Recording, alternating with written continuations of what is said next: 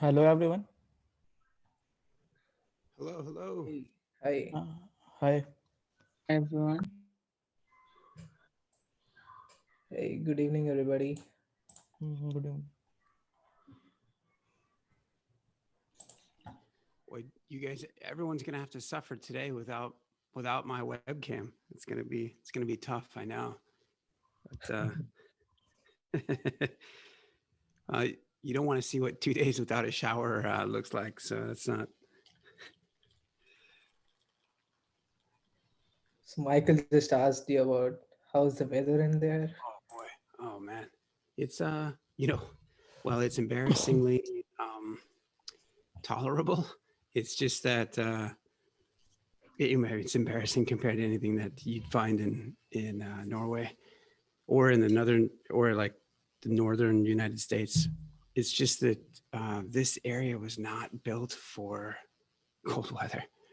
So all the air conditioners are outside, the swimming pool pumps are outside, you know, all the wrong things that will freeze and not work are outside. So Right. like your well water pump that's frozen, so you can't have water. So coffee never tasted so good. I hope things get cleared very soon. Say it again. I hope things get cleared very soon. I mean, Oh, thanks. Yeah, no, I think I make it sound worse than it is. Maybe we were melting down snow yesterday because the roads are blocked, so you can't get out to get water, and so uh, yeah, it's a little bit of a different taste to. You just stay away from the yellow stuff. I think is the trick. yeah. That sounds like a good plan. Yeah, some wisdom in that sense.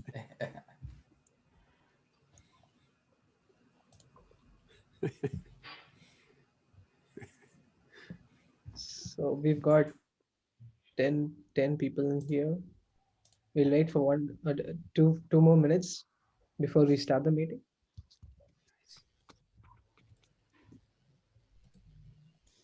Sounds good. Hey, Anirudh, Abhishek, as you're lining up the various topics, I wonder one that I don't know that Husseina has a lot of notes on just yet, but seeing her name, Husseina, if it's all right with you, I'm gonna put down a topic in case we get to it about uh, OS compatibility for a couple of the commands that we have, the configs.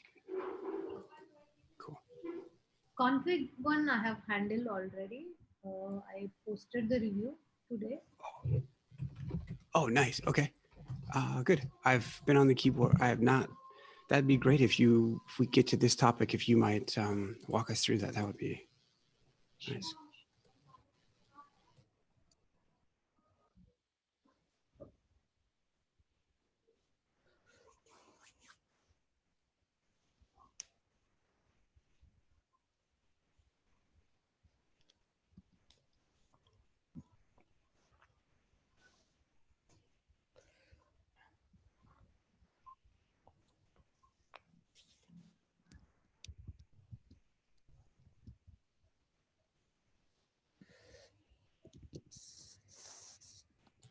And just a quick confirmation while we're waiting. We did secure the Caverno presentation for Friday, so probably be the largest topic on Friday. But there's room for more if people have them. That's excellent.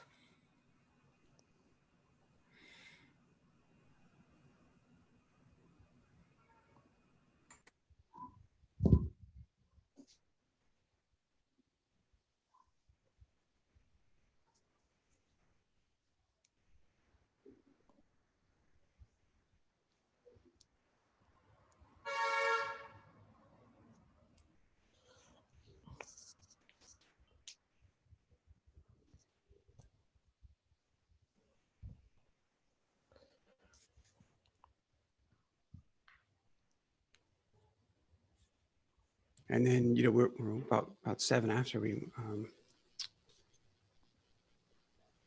Whenever you're ready, Mr. Kumar. All right. Uh, I think we've got 12 people. We just start the meeting. Before we start with the agendas, do make sure you put in your names in the attendees list on meeting minutes. And yeah, that's it. I'll. So, Vishal, do you want to start with the agenda? Yeah. So today I am here to represent Argo Workforce Engine, which is a cloud native workforce engine. Can I share the screen? Sure, go ahead.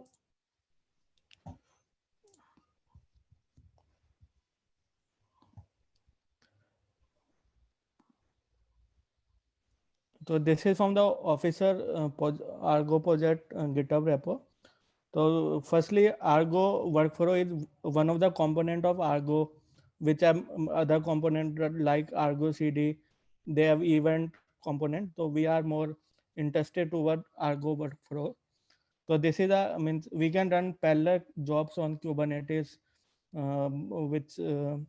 which can be run in a step by step manner in containers. We can run, and this is a multi-step workflow can be implemented on the using DSC. One second, using DAD, that is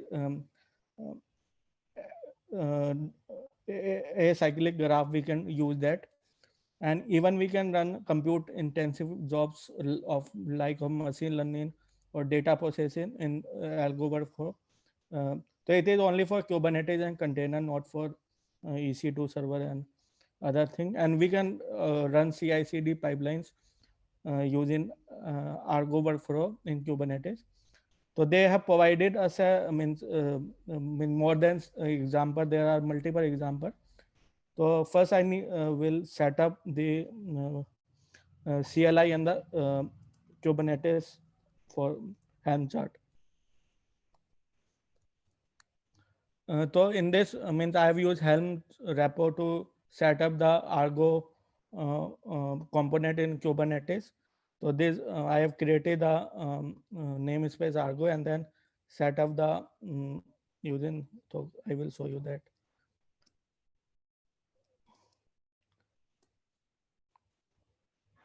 So these are the different deployment service and pod which are running for Argo workflow. And I have used ingress controller to one second. This is the UI for the Argo, which means I have used a dummy domain name. It's not. I'm not owing this, and I have using 2.12. I mean this version of Argo for, but we are not interested in the UI. So let me show you the example. So this is a sample example which is provided by the Argo CD Argo workflow. In this, I mean they are using a template wheel size. So before that, I mean let me show that I have imported some template. Let me show you. These are the different template which can be used for creating the pipeline. So these are the template inbuilt templates I have imported from their examples. So in this template, they are just passing the parameter. So this is a template name, and in parameter we are just passing the message, and this is we are given as an argument. So let me show. So there are some simple command for this. Means this Argo comes after installing the this CLI version, Argo CLI version I have installed. So this is a simple. There are no Argo right now work for which I have set up. So this is a simple command which will just submit an argument. This is the in the their on GitHub repo, and this will give a parameter that is message goodbye world. So this will submit a workflow to the Kubernetes, which will be running a pod in the default.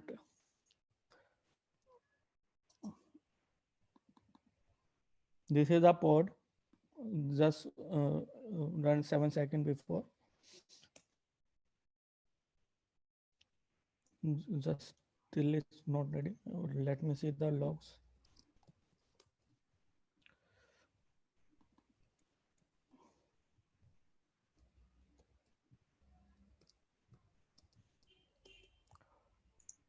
So I think this has pinned the message goodbye world with this uh, diagram. Disha, So are you projecting your terminal screen? We are not able to see. I think, let me check.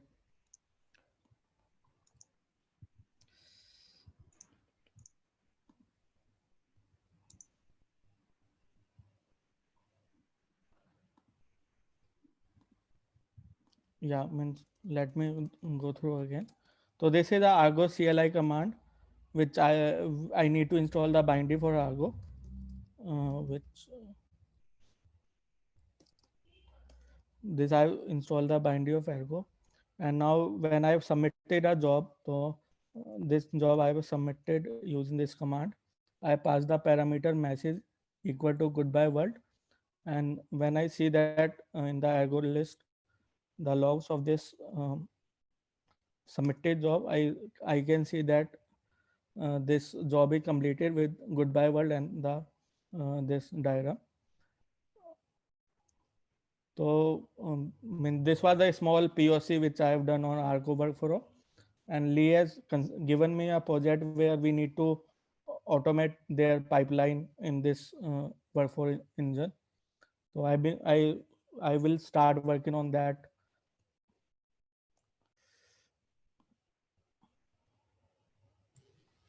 Nice. This Thanks. I think this is great, Vishal. Uh, by the way, the goodbye world. I'm just out of pure raw curiosity. Is that did you make up that example and change it from hello world to goodbye world, or was that? No, the example is provided by their multiple. So this is provided by their own example. I have not created one, but we'll create a new one according to our need. Gotcha. Okay. That sounds like some very sad maintainers over there. Um, so did you happen to get a chance to familiarize a little bit with Argo's scheduling capability, like to the extent that you're able to invoke a workflow ad hoc, you're probably able to trigger a workflow based on various events happening, and I assume you're able to schedule as well. Um, Not really, but I can go forward that with that. Okay.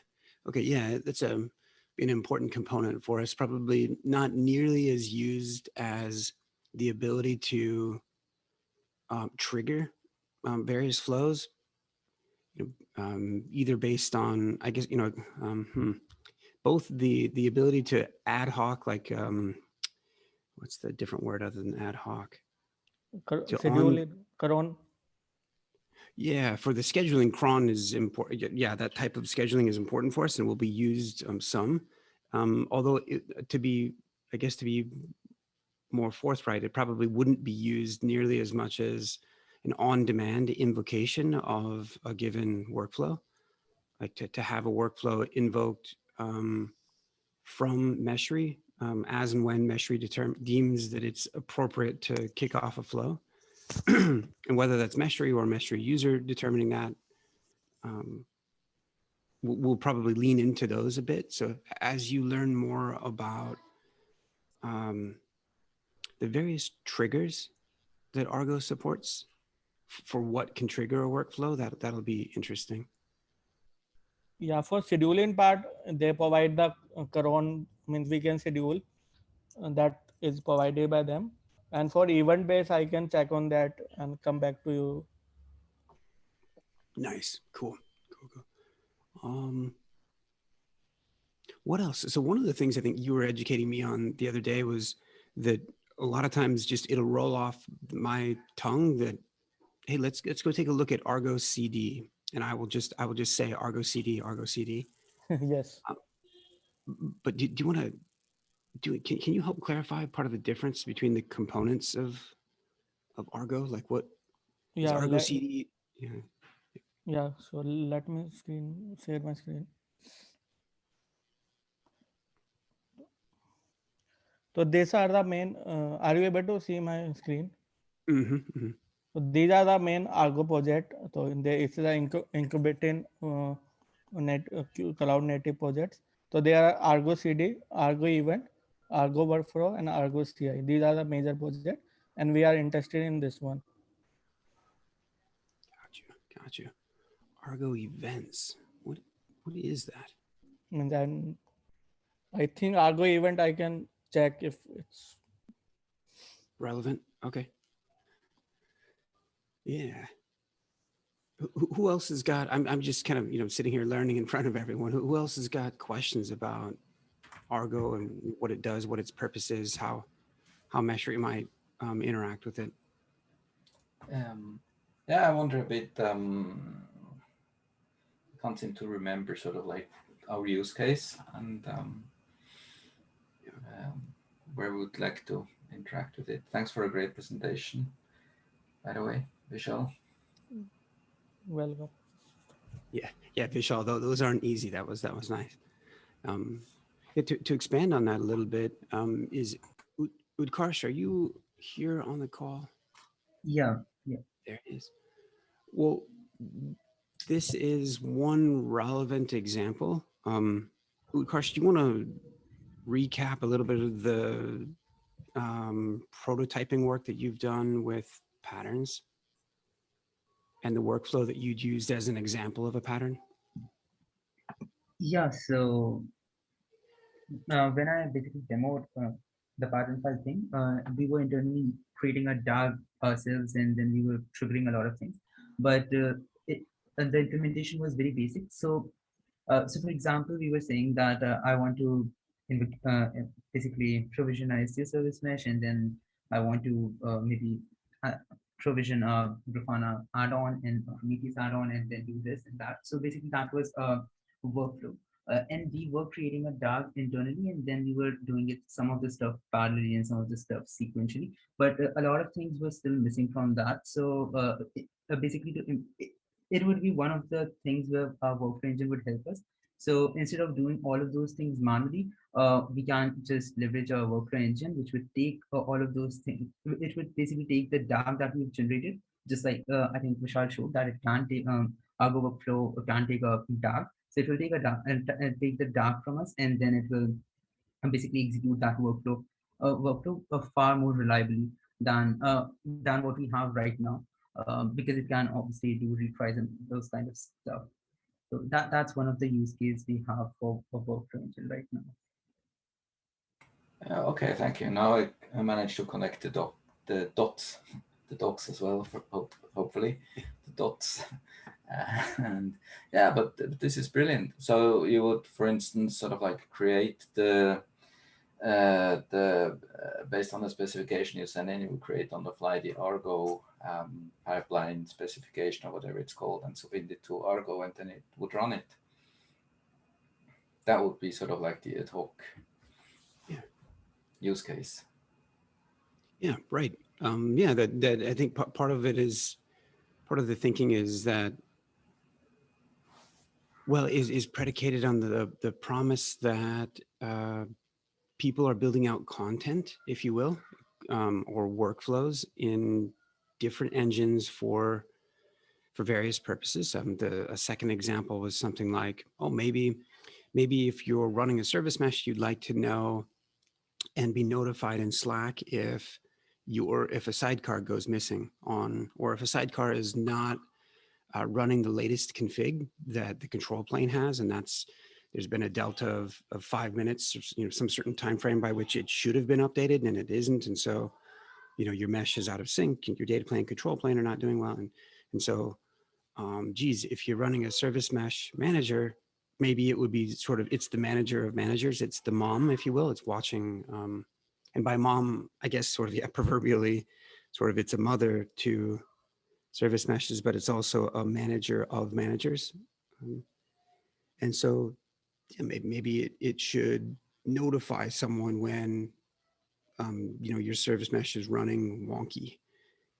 Okay, well, so in Meshery, we could build out an integration to Slack, and we can build out one to email and to this chat and that chat, and or which is all can make sense. There can be some native, quote unquote, native integrations with between Meshery and some different systems, but it also could be quite helpful to the extent that like one of those native integrations, if you will, is to a workflow engine that maybe has a variety of integrations itself, and so sort of through that workflow engine, Meshery becomes capable of you know relatively quickly capable of sending an SMS, sending an email, sending a you know um, so there's a few different use cases kind of within there.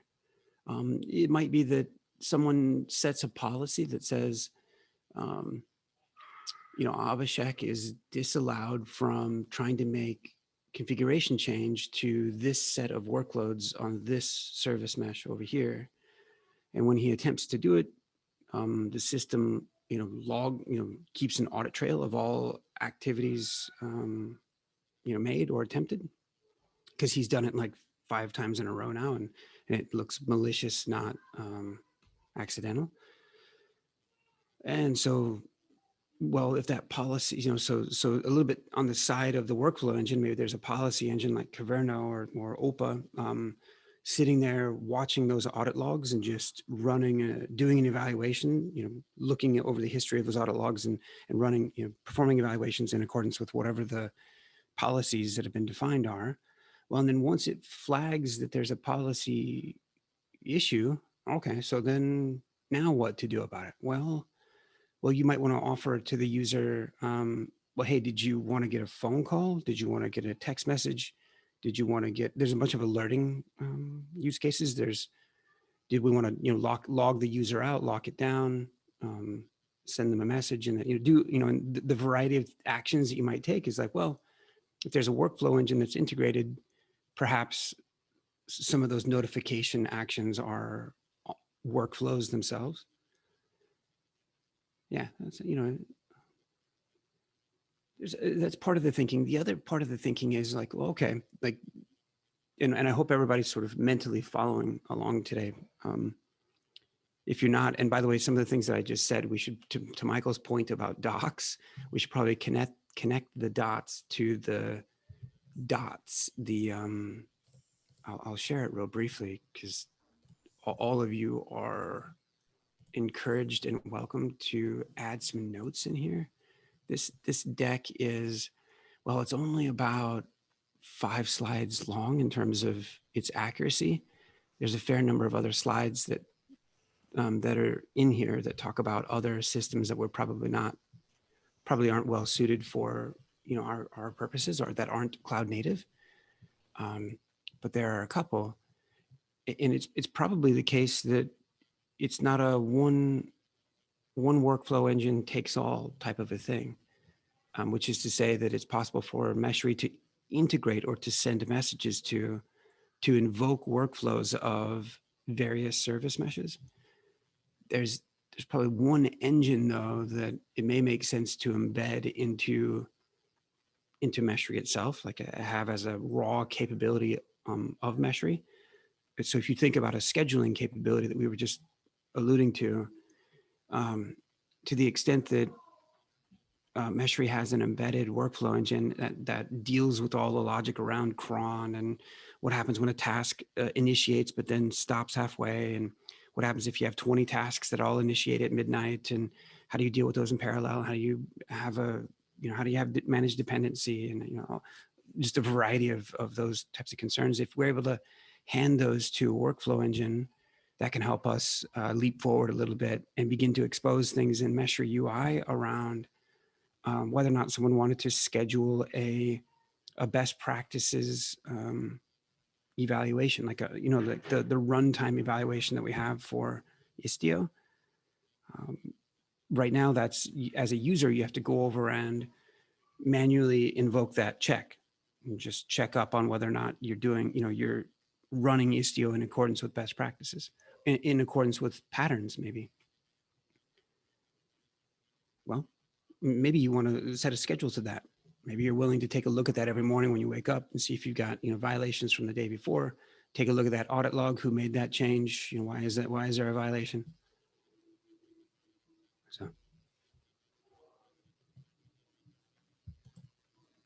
So, yep. So, just thoughts.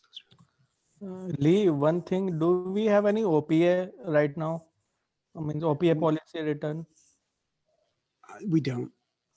Okay, so can we work on that also? Means, Yeah, very much so. That's very much the two are complementary, and yes is the short answer. okay, thanks. So very good. That's great. Yeah. Any other questions for Vishal? Any other thoughts on? So Vishal, I guess as you learn about Argo events, that would Yeah, that'll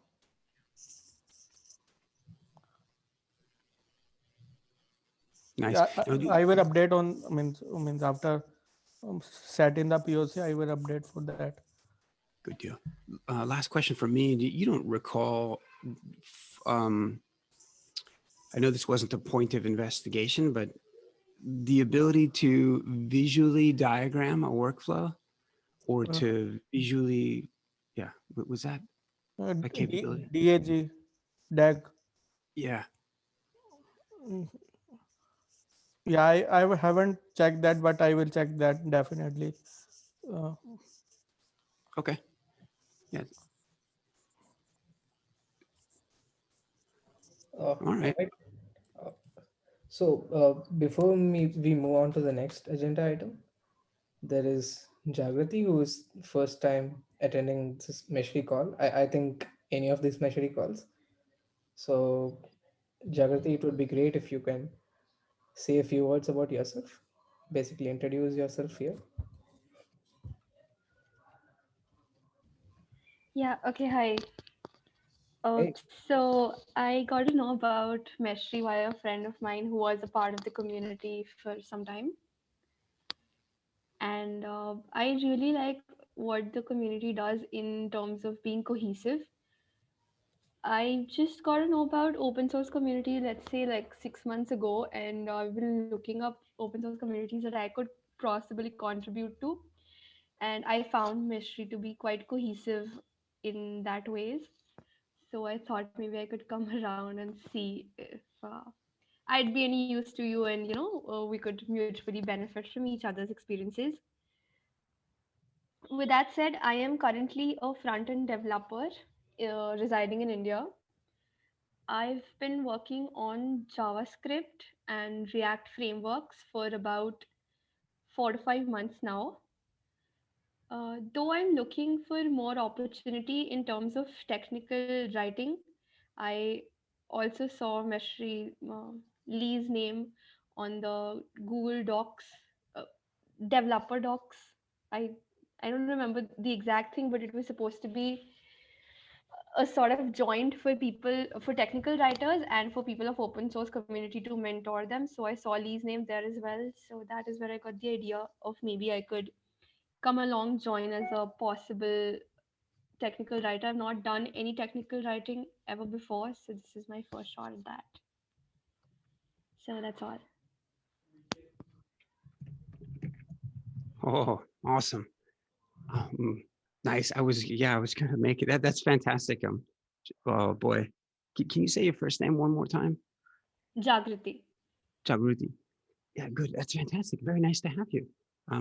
Obviously, welcoming new folks is really important to us because we've set everything else aside to welcome you. So and to try to make you either, I don't know, either as comfortable or as uncomfortable on the call as possible. Hopefully, it's as comfortable. So you can tell a lot of us here are learning every time that we're on the call together. So it's part of the theme for us. Um, and we go from dots to docs here as well. And so, Okay. um, no, that's great. Very timely of you to come in and talk about docs a little bit. We're Well, we were there. There are two new docs contributors as of this last week. A couple of people that were writing some docs about Meshery CTL, which is the command line client for Meshery. And one of those individuals was saying that they were not only did they want to contribute to docs, but in part they were choosing to contribute to that area of the documentation because that was an area that they thought that they wanted to advance and write the code for in the future. So like what a great plan, what a good way to like get in and advance their technical skills by being able to write about it, but then also the ability to understand what the system is doing so that then later they can come over and um, write the code behind it. So Yeah. it's a genius plan. Yeah, I think that's amazing that they'd want to, do it the other way around. Yeah. Nice. Okay. Welcome. Very, very nice to have you. Thank you. All right. Uh, so let's move on to the next agenda item. Dhruv, you're up. Yeah, sure.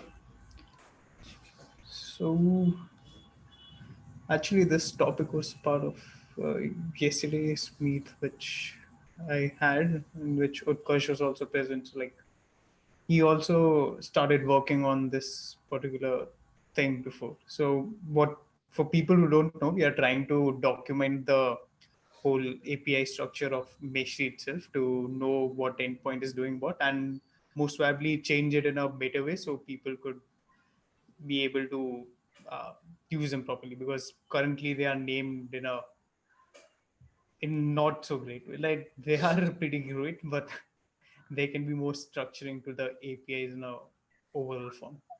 So I started out writing it manually at first, and it was taking way too much time. Then Utkarsh pointed out yesterday we could use something called as Go Swagger, in which it would be like semi-automated and semi. We would still need to document it ourselves.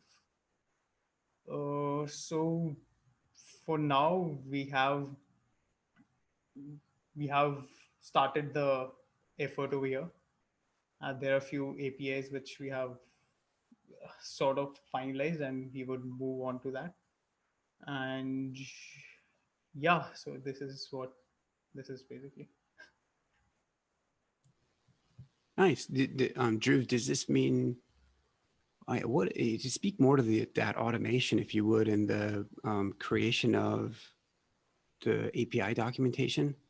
Um, would this augment the Meshery docs? Would it be something that we would host or publish each release? Or Uh, yeah. So uh, about the automation of using Go Swagger itself, I need to look into it. Utkarsh knows more about it. But when we get the overall YAML of the APIs itself, we would able to add it to the documentation itself and see stuff like, let's say I want to see API configs thing, right? So uh, in this YAML, I provide each and every data to get a detailed version of what that particular API does. We can also have an example of what the output might look like if someone wants to run it, and more stuff like that. Uh, that makes sense. so yeah, This interface here are we able to self-host this? yeah, we will, like there are certain open source projects through which we could use to add this to our docs. Like this version currently is not the one which we'll use, but I'm currently using to showcase what the YAML looks like to get a better UI view. But yeah, we probably can use this in the doc to give a more detailed view about the API endpoints, like something we are seeing in the right. That if we get status code 200, that if it's passing, then what kind of result which we will get in a simple result and stuff like that, and what Yeah, kind of errors we can do. regarding the hosting thing, actually, once we have that this auto-generated swagger.yaml, we can actually, I think our documentation are Jacob based. So we have, as far as I search, we have some Ruby gems which are capable of parsing this thing and then generating this. So we can kind of integrate this Swagger of YAML with the documentation that we already have.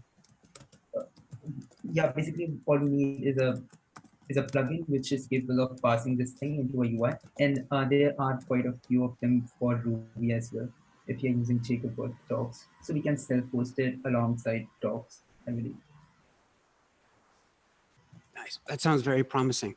And actually, it makes a lot of sense now why Jagrudi has joined today. Like,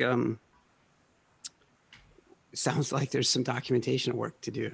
Sounds like a whole new area. That's perfect. Uh, I have a question. This is really good. Is this where is this? Is this in the code? Is it part of the code, or where does this reside? Then in the end, eventually. So do you like add stuff to the code and then extract it from the code? Yeah, so the plan is to mostly automate the stuff using Go Swagger itself. It would like generate the YAML file for us in the code itself, and then maybe we would have a CI/CD workflow in which it adds to the doc. Yeah. Is it mainly Go APIs, or do we also have REST APIs like in the Meshery server that we document here? I didn't got your question. Like we are getting the APIs in the server itself, all of them, right?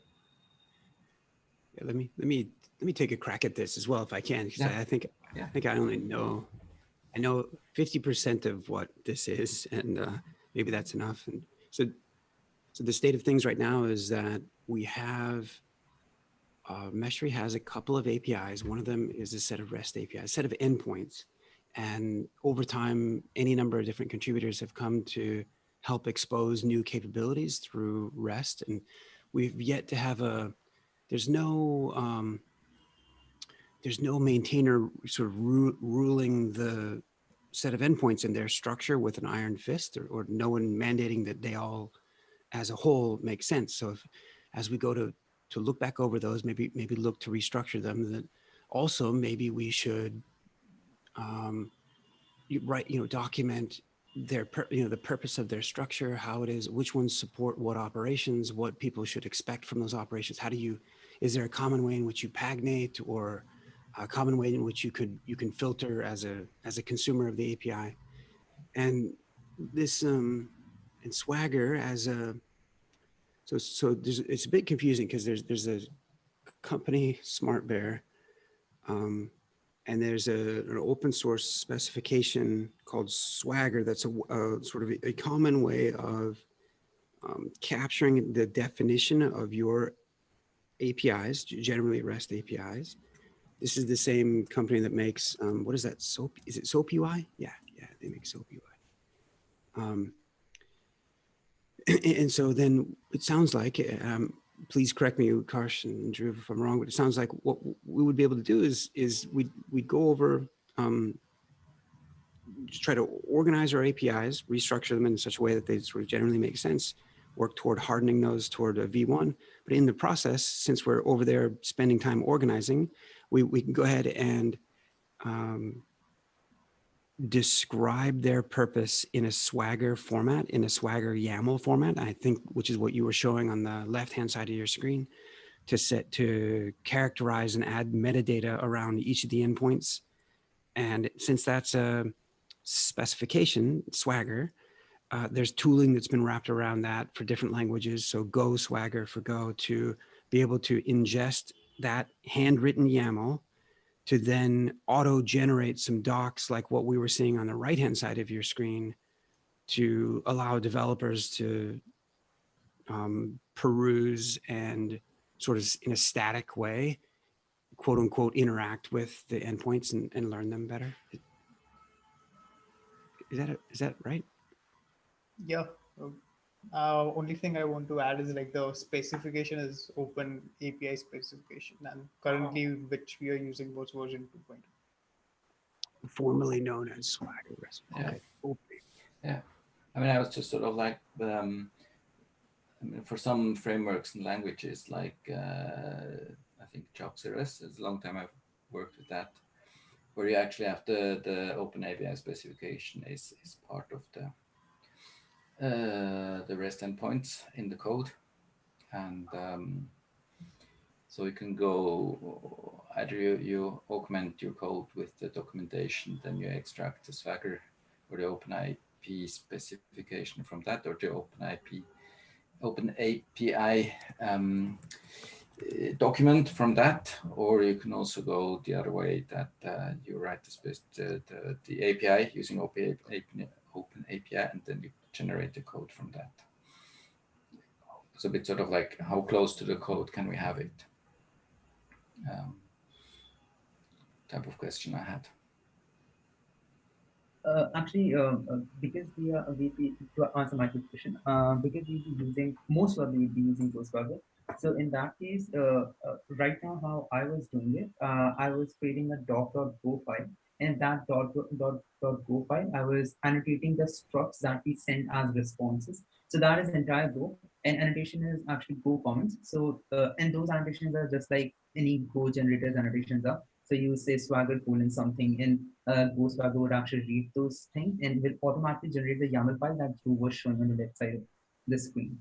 So that Swagger file is auto-generated. The right side, the UI that Drew was showing, that was also auto-generated. It could generate it by using Ghostwriter if we are using Go for hosting. It could be generated using gems, that is Ruby, if we are hosting it alongside docs.meshery.io. So those both of them are auto-generated. With respect to closeness with the code, so there would be a Go file. It could be our like dedicated file, like I was doing doc.go, where I was creating the structs and annotating it right there. Or what we can do is while we are writing the code, the structs for responses, we can just do annotations there. The whole reason that I was creating another file in the same package was because I wanted to avoid merge conflicts. There is no such restrictions that Ghostwriter or these auto-generated generation tools put on us.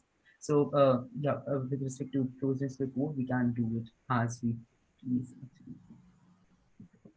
Oh, okay, thanks. That's great. That was exactly what I was wondering about. That's excellent. Mhm. Dhruv, I have a question, if I may. So, is there a specific format to this YAML that you've entered Mm-hmm. on the left side of the screen? Yeah. So, is this YAML format like given to you on that screen, or is it something that you created So for yourself? this is something which either you can generate using Go Swagger or you can write it manually yourself. It is dependent on the open API specification, right? You can look into it and you will get to know what kind of uh, format they need and what kind of file structure they have Okay, got and it. the schema which you are using. So if you want to check it out, like the current version which we are using is again 2.0 open API specification. So I Okay, think this should answer your question. yeah, thank you. Uh, I've got a question here. Basically, it's around the plan of action. So, why exactly are we targeting on hosting it as a docs, hosting it as a central API endpoint instead of having it alongside the Meshery server? I think the idea was that just like we have Meshery docs in general, we would also have API documentation alongside with that. I think that was the idea. I'm not quite sure. I think it's been a while since I discussed it with you. Uh, yeah. Like basically, if we have it alongside even Meshery server, that should so we don't have anything functional in docs, right? Functional, I mean, even if we host the docs.meshery.io with this Swagger functionality, uh, except for the list of endpoints, we won't know anything else, or we won't do anything else about that, right?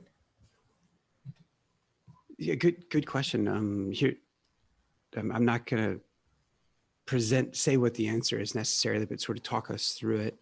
Which, so by the way, I missed part of what Michael's question was earlier, so I pontificated on the wrong thing. Um, in the docs today, docs.meshery.io, the vast majority of the documentation is non-interactive, or is fairly static in nature. There are a couple of areas where some interactivity is emerging. If you were to browse to, I think it's under functionality, or if you browse to adapters, I think we'll end up seeing a list of supported service meshes. And if you were to choose open service mesh, yeah, I believe we'll end up seeing, and nope, if you go back and maybe choose Istio or console, we would end up seeing a Katacoda interactive lab. So it's try out the Meshery adapter for console, and you can do it using this lab. Nice. So I point this out kind of in context of, if we're auto-generating, if through a Jekyll plugin, we're generating some amount of API documentation that people can interact with, even though it's static data, even though it would be hard-coded static responses, that might be nice to have. In Abhishek, was part of your thinking like, hey, as a runtime, highly like as a very useful or even more useful developer tool, is there maybe a mode that you could enable on Meshery server to expose this this type of a UI for real-time interaction with Meshery server APIs? Yeah, like basically the reason I brought it up is because uh, first thing is that the effort that you put in here to write stuff, it will be relatively less if you like if it is hosted alongside in the Meshery server itself, then you'll just have to work on the annotations for every new API endpoint. And the second thing is that even if you wanna, let's say in the future you're adding more API endpoints, you can easily test it alongside. You don't have like you don't have another external dependency outside Meshery.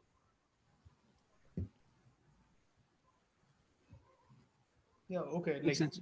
to your point, yeah, like probably generating the code and changing the current APIs to like to support generating YAML from Swagger would be the way to go.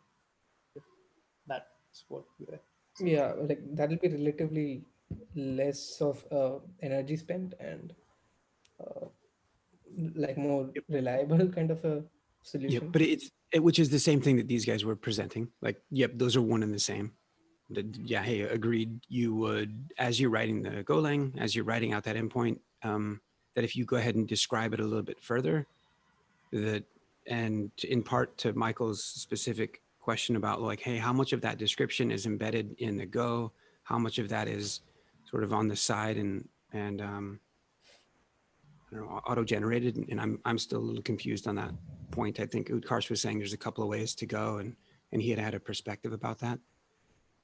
But your first, I'm pretty sure your first point, Abhishek, is like really well received, and in fact is like there is not intended to be much of a difference between, like, it's not a separate system in which, okay, hey, you're writing the Go, and then you're checking that and you're doing, and then separately as a separate second activity, you're going over and to a different doc system and then updating and annotating a separate copy of the endpoints. Like that's not the goal, or that's not the case. The case is the docs and the code are intertwined, and this type of a UI that we're seeing here is an auto-generated, like there's a single source, like we're not duplicating the descriptor.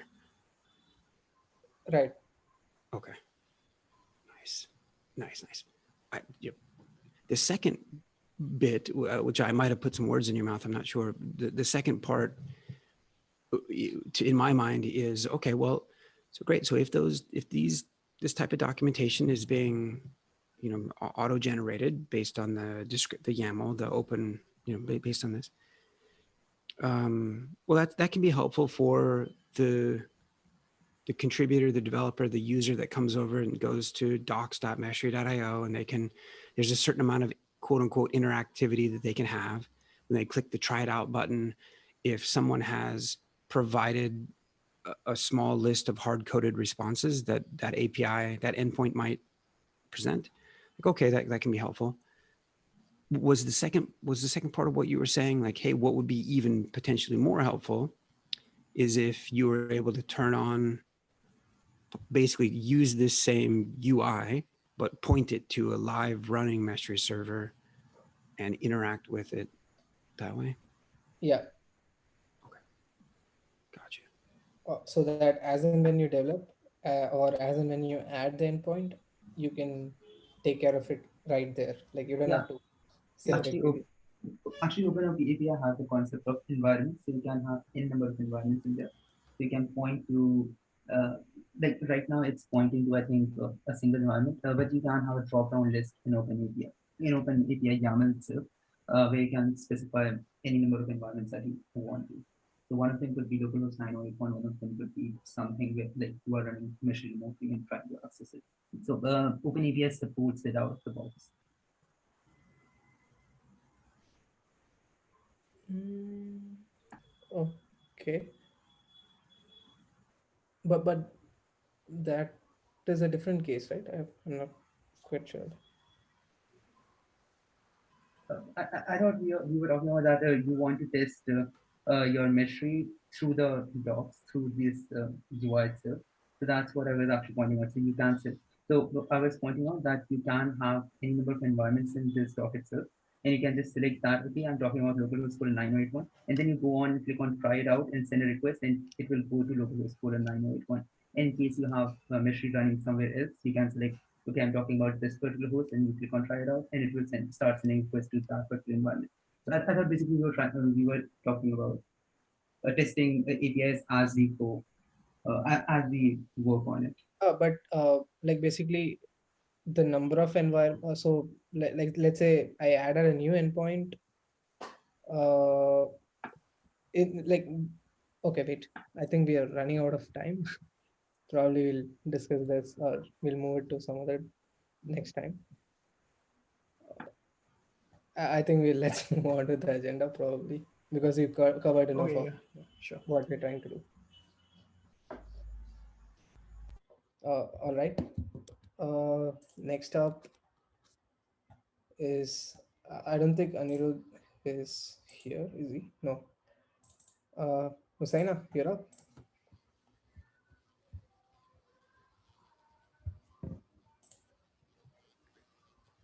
Uh, Husaina, are you there?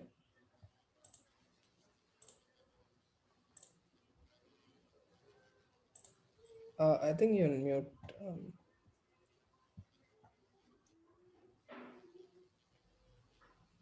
Hello. Okay. Yeah, Husseina is working on her audio, her mute Yeah. Hi. symbol. Oh, there you are. Yeah. Oh, wait, nice. Yeah. So basically, I pushed one review for the issue. Do you want me to talk over what I have done? Or, shall Yeah, if you would, yeah. We had written some scripts to help people configure their Meshery environments and connect them to different Kubernetes systems, and not all of those scripts were, OS compatible. And so, yeah, if you would. yeah, sure. So let me project the change. So,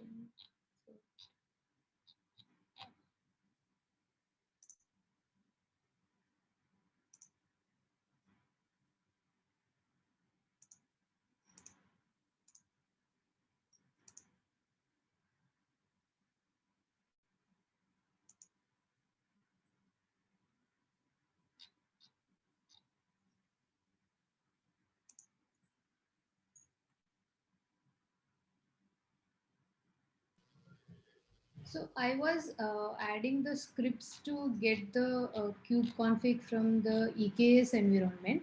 So as part of this, I had made some change. Looks like that is not working for Azure. So, but it wouldn't work for any other cloud service also.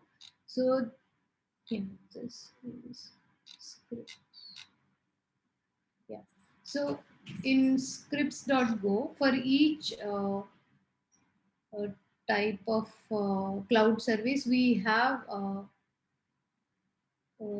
defined some functions where we generate the kube config by using the CLIs provided by those particular cloud providers, and we generate the kubeconfig.yaml file.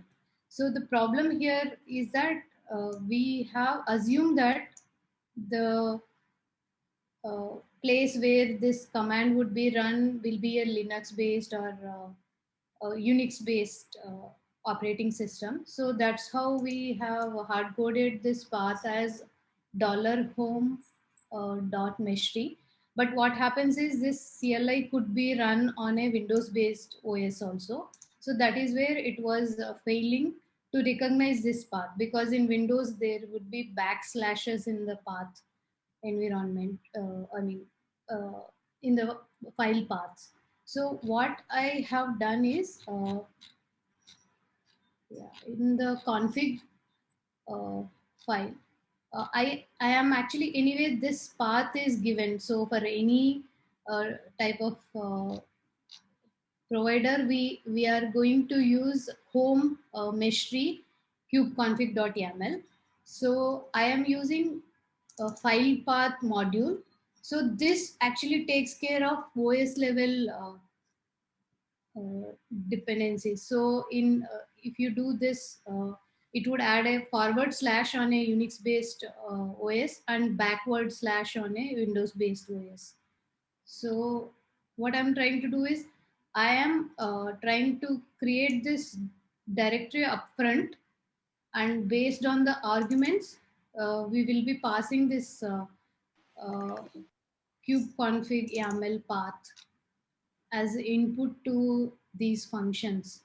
So I couldn't find a way around this. So it is kind of adding a new parameter to the uh, Right.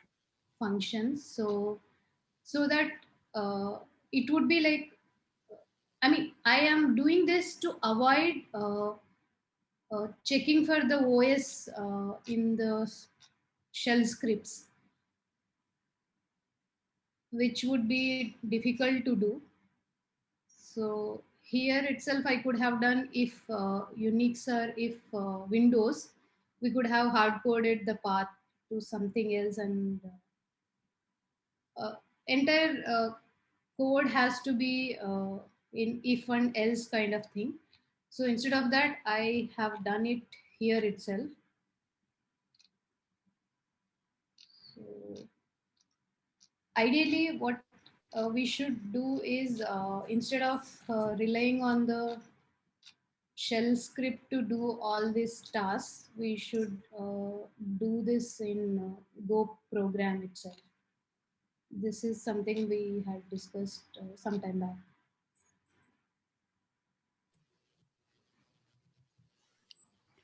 Wonderful. Yeah.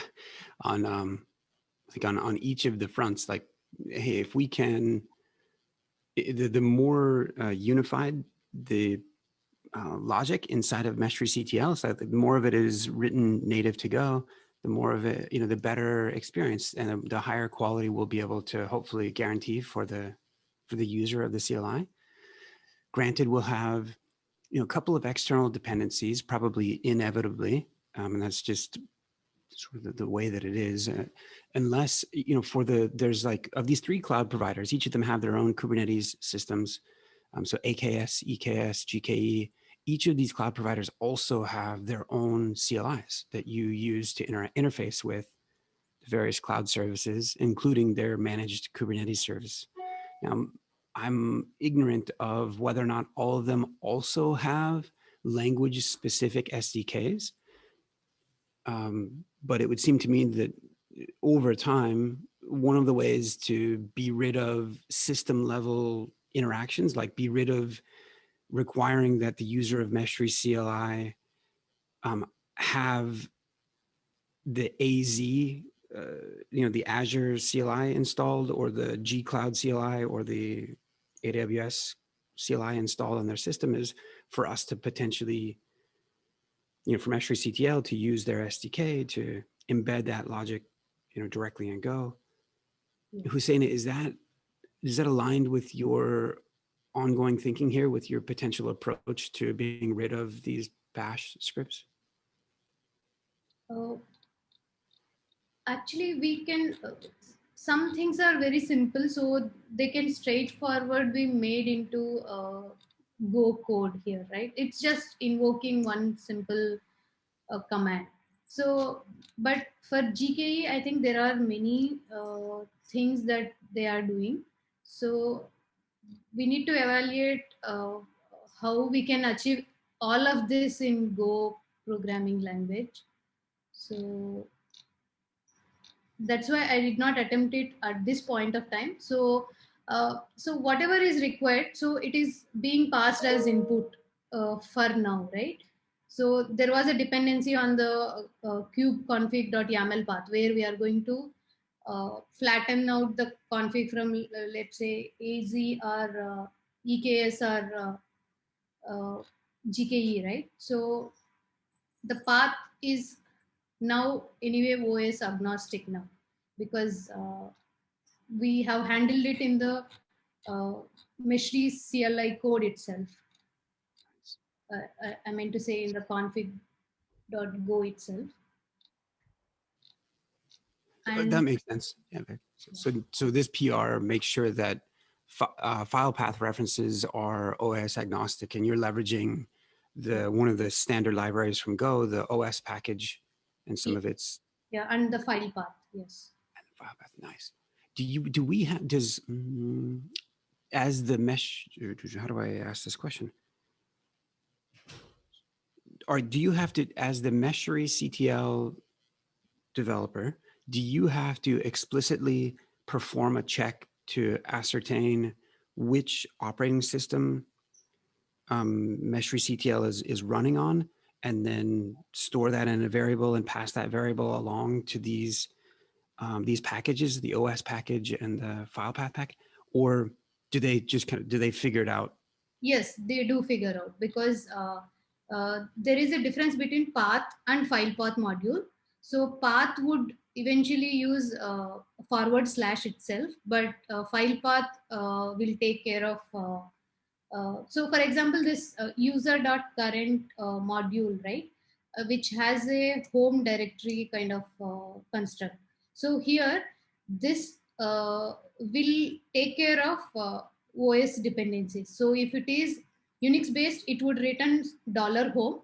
If it is Windows based, it would return some percentage user profile percentage kind of thing, which is similar to C backslash users username kind of thing, right? For Windows. So these packages are taking care of OS dependencies, the Golang packages. Very good. Okay. Yeah. Thank you. Thank you. Can't count how I many have, things I learned. yeah.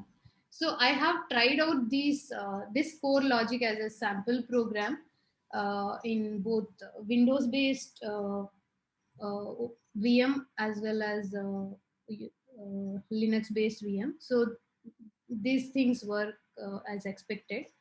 Only thing is I could not do this end to end. So if someone has a setup where they can take the patch and quickly try this, I think someone reported this issue, right? Maybe with AZCLI. If that person can quickly verify this, it would be great.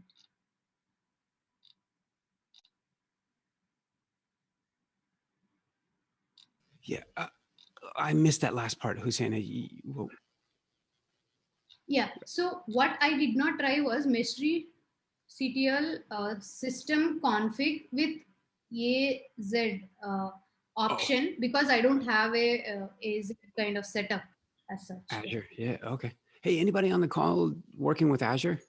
Anybody wants to try out the Azure command for Meshery CTL? If you do, please, say so in Slack, because we're about to end the call. It'd be really helpful.